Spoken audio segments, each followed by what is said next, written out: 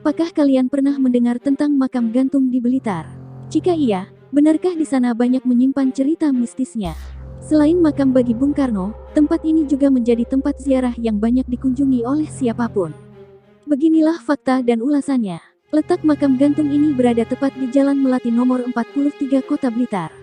Makam ini adalah milik seorang figur sufi yang familiar mempunyai ilmu Aji Pancasona, Patih Djodjodikdo.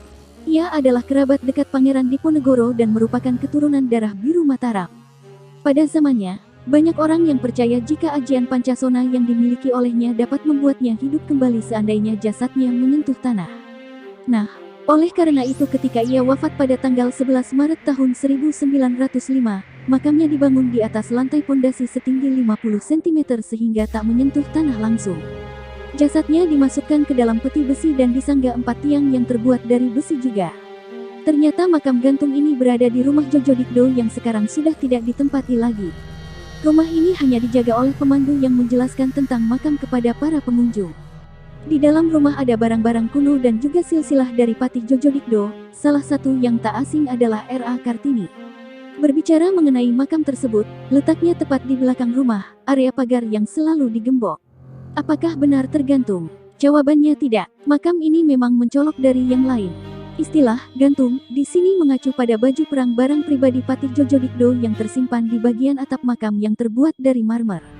Makam ini berada di dalam tanah, hanya jenazahnya memang tidak bersentuhan dengan tanah alias dalam peti besi. Mitos tentang penjaga makam gantung. Nah, karena Patih Djodjodikdo adalah orang sakti pada zamannya, maka makamnya ini adalah salah satu tempat yang dikeramatkan. Usut punya usut, di luar pagar sebelum masuk, ada 2 ekor macan penjaga. Salah satu pengunjung juga pernah melihat ular besar yang menghalangi jalan, sehingga para peziarah tak bisa masuk. Ngerinya, dengan ilmu Aji Pancasona yang dikuasai oleh Patih Djodjodikdo, tidak sembarang orang yang bisa menguasainya. Menurut cerita juru kunci makam gantung, Patih Djodjodikdo adalah satu-satunya orang yang menguasai ilmu tersebut pada masanya. Bisa hidup lagi saat menyentuh tanah, sang pemilik ilmu harus melakukan tirakat berupa tapa ngalong bertapa selama 40 hari 40 malam tanpa santap dan minum dalam suasana bergantung di pohon dengan kepala di bawah. Tempat berguru juga bukan manusia saja, tetapi juga ada dari dunia lain. Patih Djodjodikdo sendiri beberapa kali hidup kembali setelah dieksekusi oleh Belanda selama pertempuran tahun 1825 sampai tahun 1830.